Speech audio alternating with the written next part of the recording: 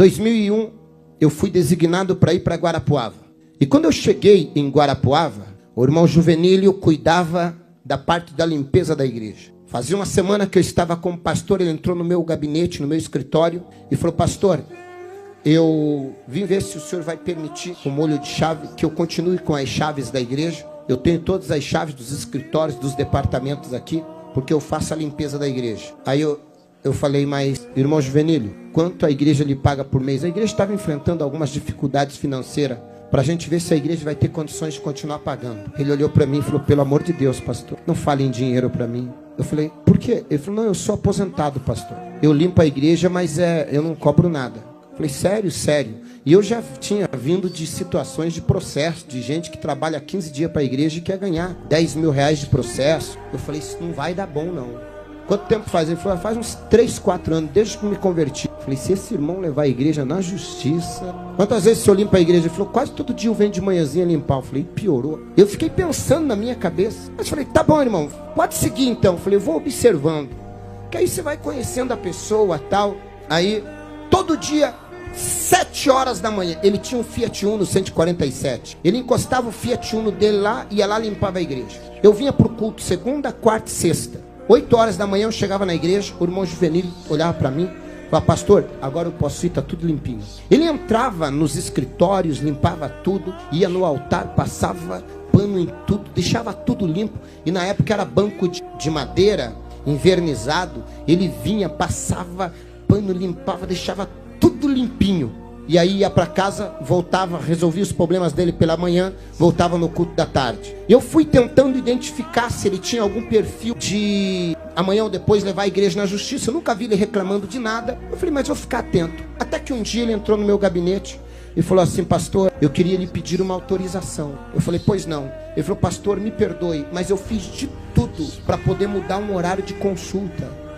E o médico não tem outro horário, só pode me atender 8 da manhã. Eu estou com alguns problemas de saúde e eu queria pedir se o senhor me libera de eu limpar a igreja esta quarta-feira. Só que se o senhor disser que não tem problema, eu remarco consulta de novo, espero, era pelo SUS, espero nem que demore 6 meses, mas eu não vou abrir mão de cuidar da igreja para uma consulta. Eu falei: irmão Juvenílio, quanto o senhor ganha para limpar a igreja? Ele falou: não, nada, pastor. Eu falei: irmão Juvenílio, o senhor não é um funcionário, o senhor não tem carteira assinada. O senhor não precisa nem justificar. É problema de saúde, vai cuidar da tua saúde. Ele falou: pastor, o senhor não vai ficar bravo comigo? Eu falei: meu Deus, esse irmão é diferenciado. Eu falei: tem gente que arruma, ganhando, arruma desculpa para não ir.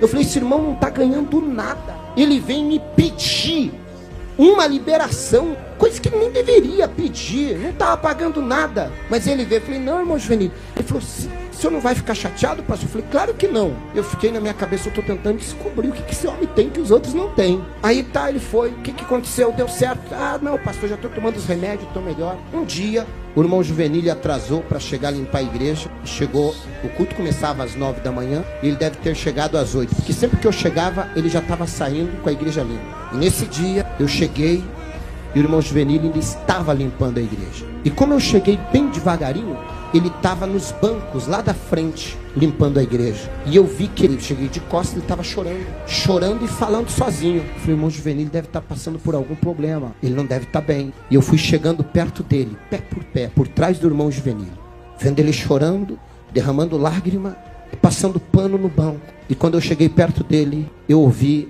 a oração de alguém que realmente serve a Deus. E ele estava assim: Senhor, eu era um bêbado, minha família ia se perder, eu não valia nada.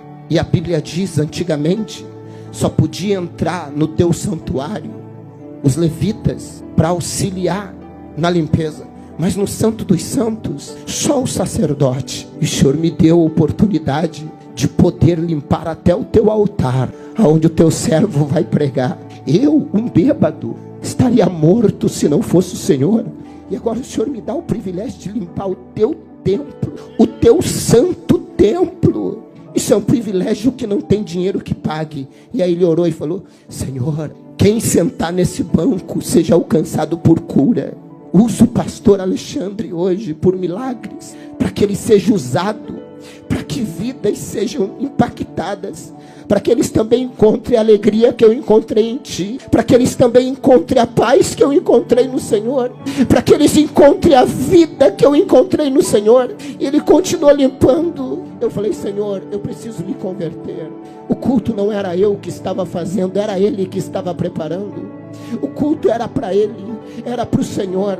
Naquele dia eu senti que nada do que eu achava que eu era. Naquele dia eu vi alguém com uma conversão muito grande. Naquele dia saiu toda a preocupação minha com respeito: esse homem vai levar a igreja para a justiça, reivindicando direito. Ao contrário, esse homem se sentia o mais privilegiado de poder fazer qualquer coisa para o reino de Deus. E cada vez que eu acho que eu sou o dono do altar, que eu sou o pastor, presidente da igreja, eu lembro dele, eu falo: eu não sou nada, eu só sou um privilegiado, que ele me deu o privilégio de assumir o altar, para falar do amor dele, para pregar o evangelho. Isso é conversão, isso é servir a Deus com alegria, isso é reconhecimento de quem nós éramos e de quem nós somos. Gratidão, gratidão.